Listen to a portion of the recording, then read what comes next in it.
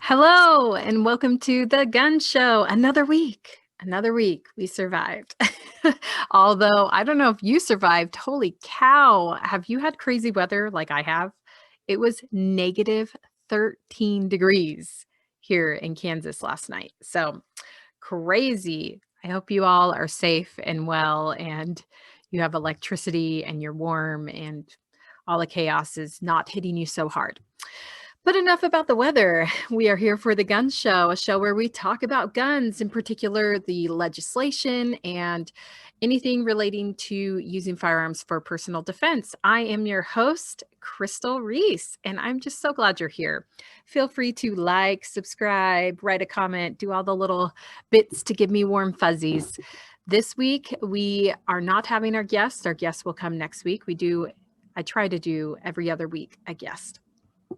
We have a lot of news, and I am going to dive deep into some firearm statistics because I nerded out and I just feel like it's worth it.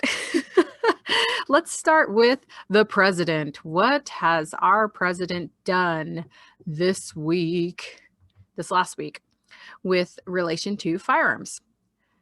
All right. On February 14th, that was the anniversary of the Parkland shooting. He released a written statement.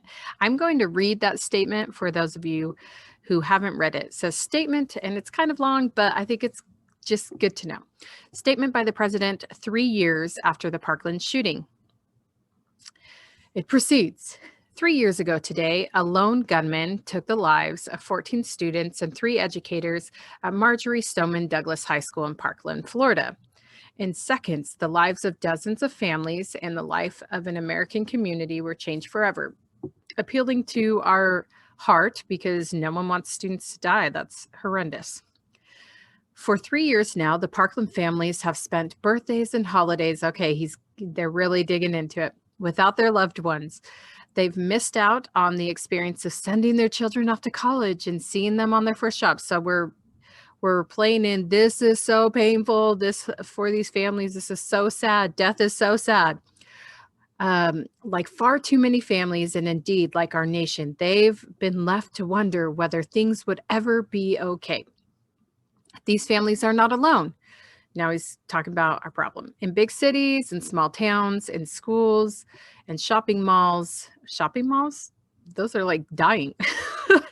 In churches, mosques, synagogues, and temples, in movie theaters. So all these places where people have killed people.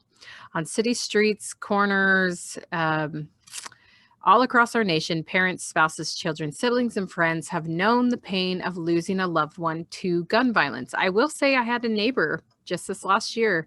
Her brother went to a bar and got in a fight and got shot and died. And so people are dying. Yes, violence happens and people are dying.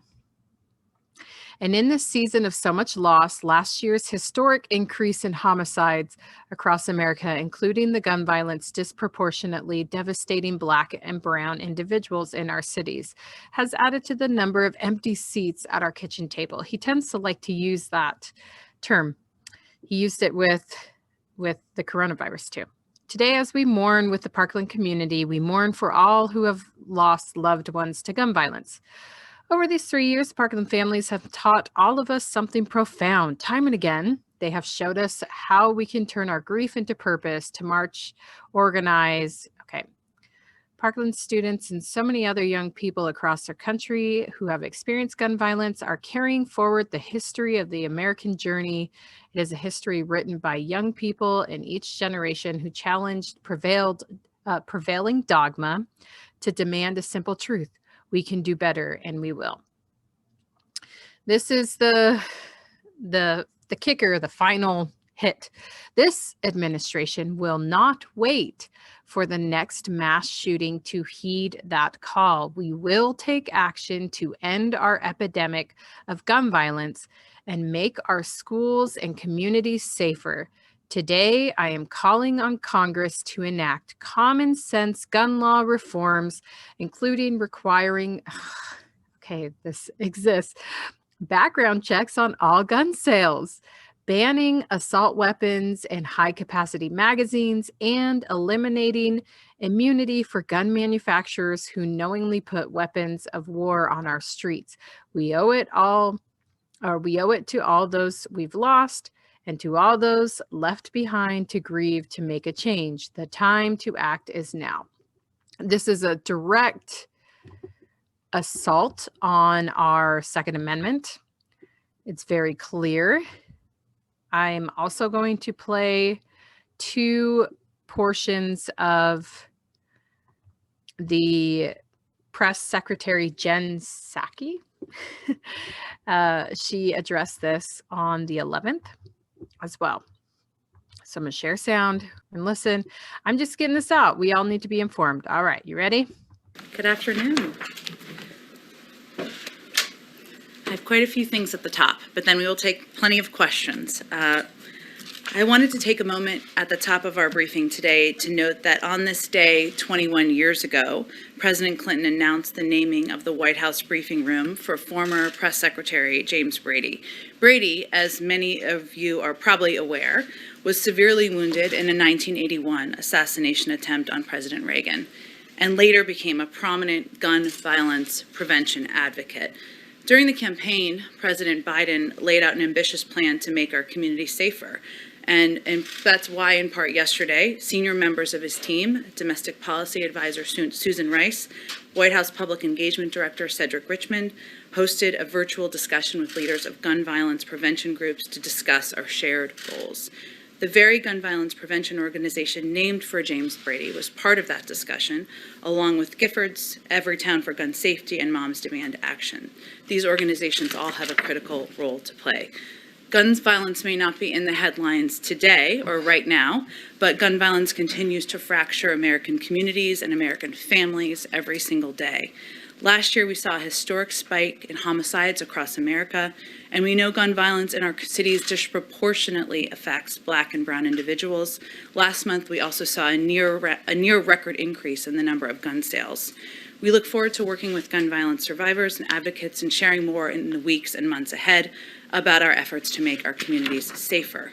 Also, as Okay, so we know they just stated on the 10th of February, they had a meeting to address what they call gun violence. I am going to, after play some things, because there's some more to share, I'm going to debunk this. Do we have a gun violence problem?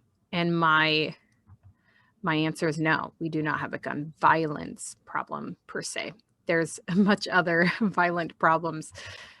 I will say, okay, there was another portion where she addressed firearms, answering a question here. So here we go. Go ahead. Thanks, Jen. Does the White House believe it can take executive action to address gun control, or is it going to take a legislative approach? And if you do believe you can take executive action, why haven't you done so yet? Well, first I will say that, the president addressing gun violence in the country and putting in place additional safety measures is something that the president has a personal commitment to, and his history on this issue is evidence of that. He's obviously taken on the NRA twice and won, and he is happy and eager to do that in the future. Part of our engagement is working with groups to determine what the steps are that can be taken, but I don't have anything to preview for you at this point in terms of what the policy will look like or what form it will take. Okay, so there's the next one. They are thinking about it. They haven't figured out what they will do.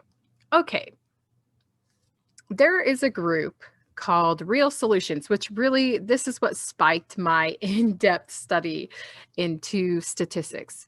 They are a pro-Second Amendment group of people that are trying to come up with solutions against violence, and in particular gun violence, and how to help with that.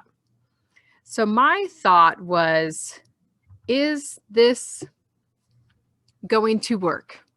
So here's some of their things they suggest: partnering with 15,000 law enforcement agencies to distribute 40 million firearm safety kits, including locking devices for safe storage, fixing the FBI's background check system by changing the law in states to increase reporting of disqualifying mental health records, because we saw with some of the other mass shootings that they should not have even been able to purchase a firearm because they had a history of mental illness.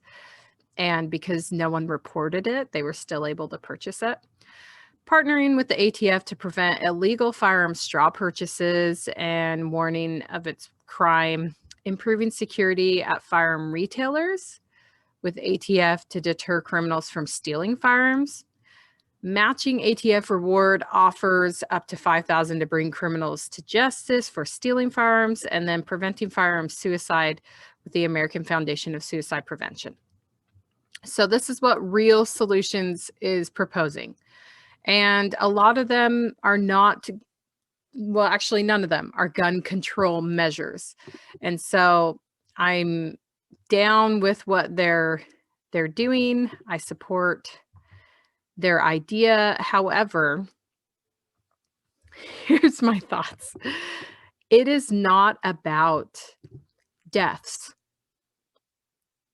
Gun control is not about firearms deaths. It's not about death prevention. That is not what it's about. Here's why. I'm just going to state some facts that you can find. Look them up yourself. CDC. Firearms related deaths.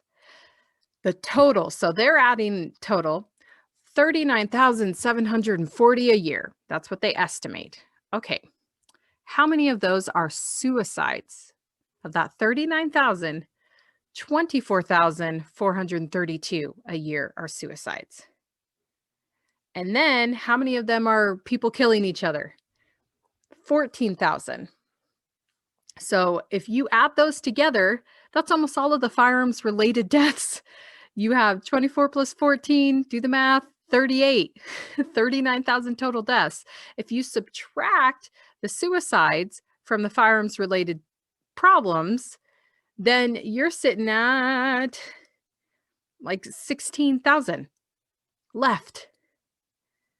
And then, so 16,000, now that's a more manageable number, but we're adding suicides in there. The total number of suicides a year is close to 50,000, 48,000. So half of the suicides a year are from firearms. And that's why I think the Real Solutions adding measures to prevent people from being able to access firearms when they're in that state, in as far as locking their guns or education, teaching people, hey, there's no shame in asking someone to take your gun if you're feeling sad, or giving your keys to someone for your gun safe or your lock or whatever. So there are ways to improve. Obviously, we don't want people killing themselves. But when we're looking at guns, right, like gun violence, we have 14,000 people dying from guns, from killing themselves. Then the rest of the firearms related, you have 1,000 people dying from police shootings. And now we're looking in children. How many children? But what about the children? They are afraid of going to school, empty tables. I mean, I'm being facetious, because really all death is sad, right? Like, we don't want anyone dying. But it's 86 children on average each year die from firearms. 86. And that's accidents and those who may have died in a mass shooting or a child shooting or something. Actually, on average, 10 people die each year from mass shootings. 10 people. And then you have 344 adults dying from firearms related accidents. Okay, children are 2 times more likely to die from glass tabletops each year than firearms. 168 children die each year from glass tabletops versus the 86 from firearms. In the last 86 years, the rate of fatal firearm accidents has been reduced by 94%. It's not about reducing deaths. That's not what it's about. It's about control. Okay, so here we go. I broke down firearms. We're like, oh man, This is just so bad, right? 48,000 are from suicides, deaths each year. 251,000 deaths each year are from medical malpractice. So you have doctors messing up and killing almost, well, not 10 times, so like 8 times more people than guns do. Cars, 37,000, which if you remove the suicides, that's almost double the deaths in firearms. Cars do. We're not trying to ban cars. No one's talking about that. Obesity. Okay, I know everyone was kind of laughing about Michelle Obama's initiative for obesity, but 300,000 people die each year from obesity. 300,000. That's huge. A huge number. Tobacco, which is legal, 480,000 deaths each year from tobacco. We've given up on banning that. Now we just put a pretty little thing on the carton, and then they can kill themselves, right? But guns, oh man, we have a gun violence epidemic. Do we? Is it an epidemic? I would say obesity, tobacco, malpractice, those are epidemics. Those are huge, huge numbers. But the firearms related deaths, even, I mean, suicide compared to those other things, suicide's pretty low on the number. Obviously, we can improve our mental health. And if we improve suicides, then the firearms related deaths becomes almost, I mean, not laughable, but in comparison to other things, it's just nominal. It's not even on the charts. So let me ask you, is creating gun control, removing assault weapons, putting a magazine capacity ban, is that really about deaths? Are they trying to stop deaths? Because the homicides, if you go in depth, the number one firearm of those 14,000 homicides that they're trying to use is not an assault weapon or a semi-automatic revolver. No, goodness, semi-automatic rifle. That's not what they're using. They are using a pistol. That's the majority of those firearms related homicides, is a pistol. So why are they attacking semi-automatic rifles? Just throwing that out there. It is not about the deaths. It is not about the violence. It is about control. That's what it's about. And I rest my case. No, just kidding. So there's my spiel on how it's crazy. Let's get to the good news, huh? Now that I'm all worked up. Good news. Utah's governor signed the permitless carry. So that is official, that is done, cleaned up, all loose edges. And that comes into effect May 5th. So you can conceal carry. They have some limitations with that. Make sure you know them before you do that. In particular, carrying on school properties is where they're limited. Montana. So where are they at with their permitless carry? I went on there 2011, February 11th. It was transmitted to the governor. So both the House and the Senate passed it. It's been signed by the Speaker and signed by the President of the Senate. So the Speaker of the House, President of the Senate. It's on the governor's desk. So we'll see when he signs it. But looks like that bad boy's done. Then we got Indiana, who is voting on their right to carry bill. It passed the committee, but now they got to go to the House. So, I mean, that one's not like a done deal yet, but look at all these freedoms being restored by the states. It just is interesting to me. Like the feds are locking down and the states are pushing back with our legislature. Like, interesting. And another thought is, wouldn't you think by January being a month of record-breaking gun sales, that the person who's supposed to represent the people would be like, this is a record-breaking month. Maybe the people want guns. But no, instead they're doubling down. Just so, I don't understand it. I don't understand it. Okay, some more good news. New Hampshire did some good stuff. They passed the committee, the House committee passed the ATV carry, so you can carry on your ATV. It still obviously has to progress through the rest of the reigns.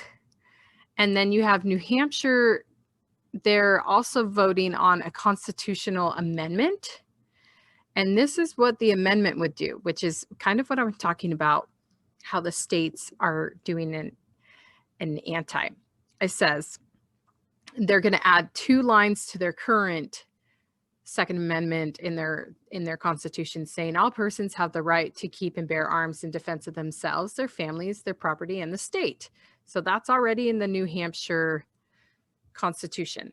They want to add, the legislature shall enact no law that limits the right of the people to own, carry, or use firearms for firearm accessories or firearm accessories. So they don't even want you to be able to limit accessories there in any manner that would create a greater burden than that in federal law. Then they keep going. Any federal law that infringes upon rights guaranteed in this New Hampshire Constitution shall be unenforceable by New Hampshire law enforcement. So they're basically doing what Missouri said. Like, we're not going to enforce this BS from if the feds pass anything. Like, what? I love it. Love it. South Carolina is considering open carry. So there you go. Usually we don't open carry. I do think it's important to open carry every once in a while, especially if you are a non-intimidating person. If you don't fit the scary bill, it is good for you to open carry because people will see you playing at the park with your babies and they're like, oh, and she has a gun. Like, it normalizes your protection and bringing firearms into reality, into our world. Here's another thing Mississippi is doing. The Senate passed a reform bill. Still has to progress to the next, but it's Mississippi's preemption law by adding state agencies to the list of entities that are prohibited from restricting the Second Amendment rights of Mississippi citizens. So another preemption. They're thinking ahead, and these states are protecting their freedoms, and I love it. It's just crazy.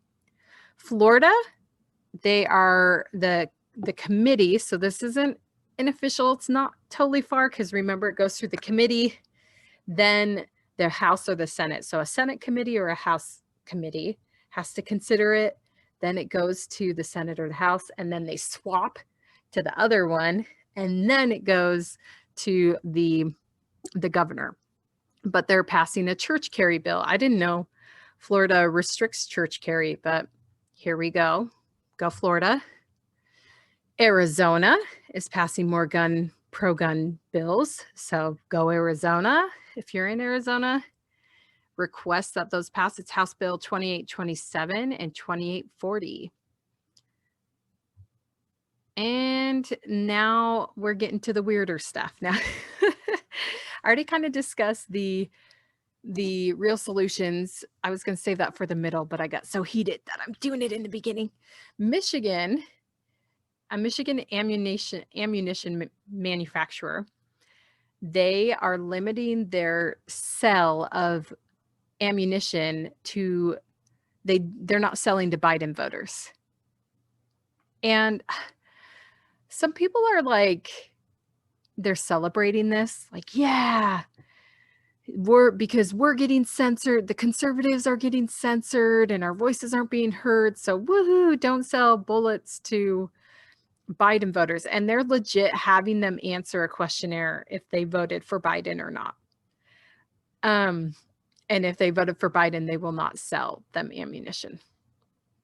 I personally do not agree with that because I don't believe firearms should be a partisan issue.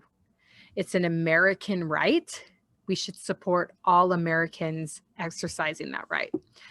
But yeah, interesting. So if initially you're like, yeah, go this manufacturer, I want you to think twice. Like, why are you pro that? Because that is not good. Do unto others as you would like to be done unto you. Okay, Democrats are seeking $300 million in taxpayer dollars for CDC gun research in another one of their bills. I think gun research, I don't mind research because last time they did the research, it kind of backfired on them and they found out that almost 10 times beyond more lives are saved from firearms each year than killed. So, I mean, do your research as long as they don't spend that tax dollars on anti-gun ads and whatnot. But I think there's better areas for that money, but who knows? Now we're going into the bad news. We're ending on a bad note today, guys. New York, shocker. The Senate passed a pair of ghost gun bills. It is Senate Bill 13 and 14, basically trying to eliminate anything that doesn't have a stamp on it that you can't register. So a lot of accessories or parts for building guns, they're wanting to make them inaccessible. Maryland, so they had passed a private sale ban, so you can't transfer, or private transfer ban. You can't transfer your gun from like your dad to your son without doing a background check, which is the standard. Well, Maryland said, no, you have to do a background check and you have to register this transfer. Well, the governor vetoed that and said, nope, we're not going to have that be a Maryland law. And then the Senate vetoed the override, the veto. So then it goes into effect. So they vetoed and then they were like, no, you can't do this. And then they kept going. So bummer on that. But I mean, I'm proud of the little governor to try to protect the state. Then California, shocker. I mean, are you shocked by these states that I'm reading for these anti-gun stuff? California, they have a bill prohibits the display or sale of any precursor firearm parts. It's the same thing at gun shows in the state. So it's like a lower, different accessories that you can use to build firearms off of. And then they ban the sale of firearms and ammunition on state-owned property. So sometimes they use state-owned property for gun shows. So they're basically restricting gun shows. They had one that was a hunting bill, but it wasn't based on any facts. And once the wildlife management contacted this person and was like, this bill is stupid, they actually withdrew the bill. So there's, some more stupid from California. And then the last, Illinois, good old Chicago, trying to ruin it for the rest of them.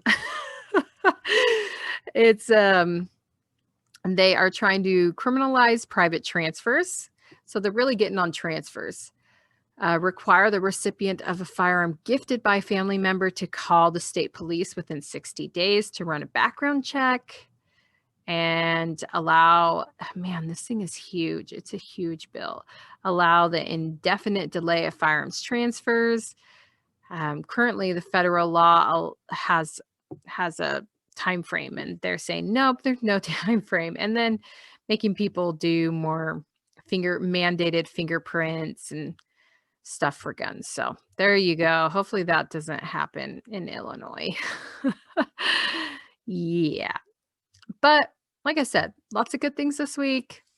Some disturbing aspects from our president. And then I just laid down some facts for you. So hopefully you feel a little bit more better, a little bit more equipped with your knowledge when it comes to firearms, gun violence. I mean, I don't even think that's the issue. I think we have a violent culture. I didn't even pull up stabbing reports and just killing by blunt objects. And then suicides. I mean, we got to fix that.